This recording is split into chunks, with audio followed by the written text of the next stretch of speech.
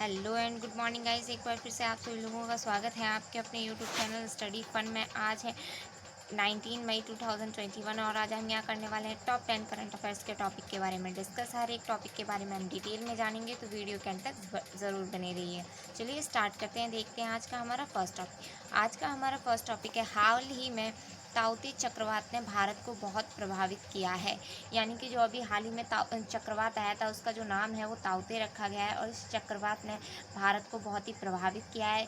इस चक्रवात का जो नामकरण है वो म्यांमार ने किया था। सॉरी, यहाँ पे थोड़ा लिखने में गलती हो गई है।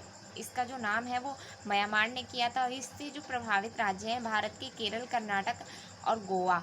अभी ये महाराष्ट्र की तरफ बढ़ रहा है और इस चक्रवात की वजह से भारत के कई सारे इलाके प्रभावित हुए हैं जो समुद्र के आसपास हैं, और अन्य जगहों के भी मौसम पर बहुत ही प्रभाव पड़ा है। वहाँ बारिश, आंधी, तूफान जैसी संभावनाएं बनी हुई हैं। चलिए देखते हैं नेक्स्ट टॉपिक है हमारा, राजेश अग्रवाल को हाल ही में लंदन का उप मेयर नियुक्त किया गया है। यानी कि जो राजेश अग्रवाल जी हैं उनको लंदन का उप मेयर है वो नियुक्त किया जा चुका है। यानी कि उप मेयर हैं वो लंदन के राजेश अग्रवाल जी होंगे।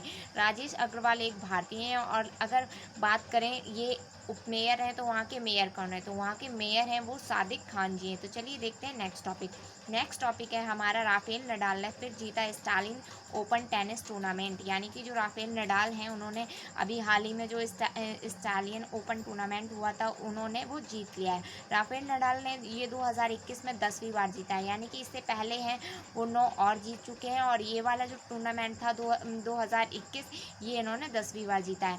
अगर बात करें अन्य टूर्नामेंट्स की तो ये 13 बार इन्होंने फ्रेंच ओपन जीता है, 12 बार इन्होंने ब्रॉसलोनी ओपन जीता है और 11 बार मेटोकालो की ट्रॉफी है वो इन्होंने जीती है। और अभी इन्होंने है वो स्टालियन ओपन टेनिस टूर्नामेंट है वो जीत लिया है। इन्होंने नोवाक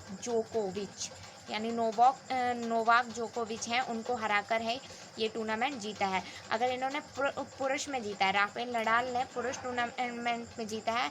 महिलाओं की अगर बात करें तो महिला वर्ग में ईका स्वीडिड हैं, उन्होंने ये टूर्नामेंट जीता है। चलिए देखते हैं नेक्स्ट टॉपिक है हमारी में, छत्तीसगढ़ राज्य सरकार ने हाल ही में आभासी स्कूल स्थापित करने की घोषणा की है। यानी कि जो छत्तीसगढ़ राज्य सरकार है उसने हाल ही में अपने यहाँ आभासी स्कूल स्थापित करने की है घोषणा वो कर दी है। अब ये स्कूल है वो 9वीं से 12वीं कक्षाओं के छात्रों के लिए शुरू किया गया है। यानी कि जैसा आप सभी लोग जानते हैं कोविड महामारी के दौरान सभी स्कूल हैं वो बंद किए जा चुके हैं, जिससे कि छात्रों पे पढ़ाई पर, उनके मानसिक और स्वास्थ्य दोनों तरह से उन पर बहुत ही प्रभाव पड़ता है। इसलिए छत्तीसगढ़ राज्य सरकार ने ये फैसला लिया है कि वो वहाँ पर आभासी स्कूल स्थापित करेंगे जहाँ पर सिर्फ 9वीं से 12वीं तक के छात्रों को जाने की परमिशन होगी। और अगर बात करें छत्तीसगढ़ की तो छत्तीसगढ़ की जो राजधानी है वो रायपुर है। यहाँ के मुख्यमंत्री भूपेश बघेल जी है। राज्यपाल की बात करें तो अनसुईया उइके हैं। वहीं विधानसभा की यह 90 सीटें हैं, राज्यसभा की 5 और लोकसभा की 11 सीटें हैं। तो चलिए देखते हैं नेक्स्ट टॉपिक है, डॉक्टर हर्षवर्धन ने हाल ही में 2 DG की पहली खेप है वो जारी की। यानी कि डॉक्टर हर्षवर्धन है वो हमारे यहाँ के स्वास्थ्य मंत्री हैं, उन्होंने हाल ही में 2 DG की पहली खेप है वो जारी की है। अब ये 2 DG क्या है, तो 2 DG DRDO द्वारा विकसित एक कोविड-19 रोधी दवा है। यानी कि जो कोविड-19 है इसमें कोविड, अगर किसी को कोविड हो जाता है तो उसके सही करने में, उसको इलाज में कारगर ये दवा है। और इस दवा का जो दवा है वो DRDO ने विकसित की है। DRDO ने इसे विकसित किया है और ये कोरोना मरीजों के लिए बहुत ही उपयोगी और सहायतमंद साबित हुई है। और इन्होंने डॉक्टर हर्षवर्धन और अभी जो हमारे रक्षा मंत्री हैं राजनाथ सिंह, दोनों लोगों ने मिलकर इसकी जो पहली खेप है वो जारी की है। इस दवा का प्रयोग सिर्फ कोविड-19 प्रभावित व्यक्तियों को ही दिया जाएगा। यानी कि जिसको कोरोना है या फिर वो व्यक्ति कोरोना से संक्रमित है, उसमें लक्षण है, उस पर ही इसका प्रयोग किया जा सकेगा। जैसे कि नॉर्मल इंसान पर इसका प्रयोग नहीं होगा, नॉर्मल इंसान ये मेडिसिन नहीं ले सकता है। सिर्फ कोरोना से प्रभावित और कोरोना हुए लोगों को ही ये मेडिसिन दी जाएगी। तो अगर बात करें DRDO की तो DRDO की स्थापना है वो 1958 में हुई थी। इसका जो मुख्यालय है वो नई दिल्ली में है। यहाँ के जो चेयरमैन है वो J. सतीश रेड्डी जी हैं। हैं। तो चलिए देखते हैं नेक्स्ट टॉपिक। नेक्स्ट टॉपिक है हमारा, उत्तर कोरिया ने हाल ही में 2022 फीफा विश्व कप को खुद के बाहर कर लिया है। यानी कि जो 2022 में फीफा विश्व कप होने वाले थे, उत्तर कोरिया ने उसे अपने आप को उसमें से बाहर कर लिया है। तो ये 2020 फीफा वर्ल्ड कप है वो कतर में होने वाले थे। यानी कि कतर में 2022 फीफा वर्ल्ड कप है वो कतर में होने थे, और इसमें उत्तर कोरिया ने अपने आप को बाहर कर लिया है। और ये उसने कोविड महामारी को देखते हुए, कोविड की वजह से है, अपने आप को बाहर कर लिया है। अगर बात करें फीफा की, तो फीफा की जो फुल फॉर्म है वो है फेडरेशन इंटरनेशनल फुटबॉल एसोसिएशन। तो चलिए देखते हैं नेक्स्ट टॉपिक। नेक्स्ट टॉपिक है हमारा, दिल्ली सरकार ने हाल ही में कोरोना में बेसहारा हुए लोगों का खर्चा उठाने की घोषणा की है।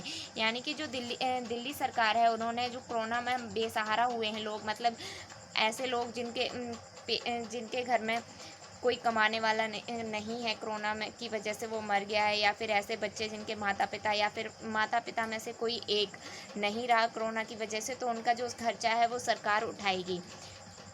और इसकी जो घोषणा है वो दिल्ली के मुख्यमंत्री केजरीवाल द्वारा की गई है। अगर दिल्ली की बात करें तो दिल्ली की राजधानी है वो नई दिल्ली है। यहाँ के राज्यपाल अनिल बैजल जी हैं, मुख्यमंत्री यहाँ के अरविंद केजरीवाल जी हैं।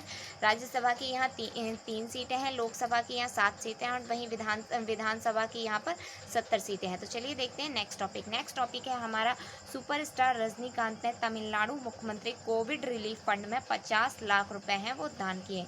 यानी कि जो साउथ के सुपरस्टार हैं रजनीकांत, उन्होंने तमिलनाडु मुख्यमंत्री कोविड रिलीफ फंड है उसमें अभी हाल ही में 25 लाख रुपए हैं वो दान किए हैं।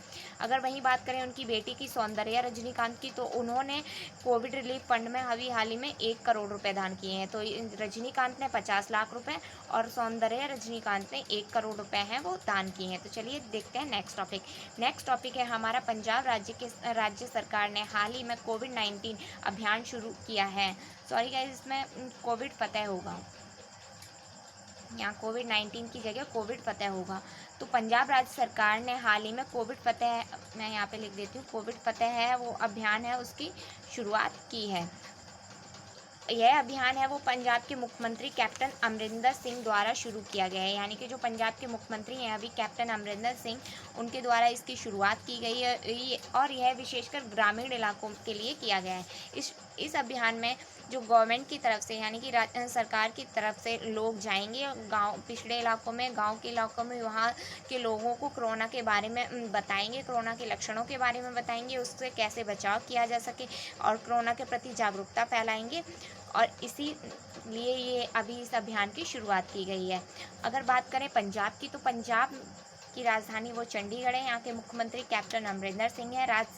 अगर राज्यपाल की बात करें तो वीपी सिंह बदनौर जी हैं।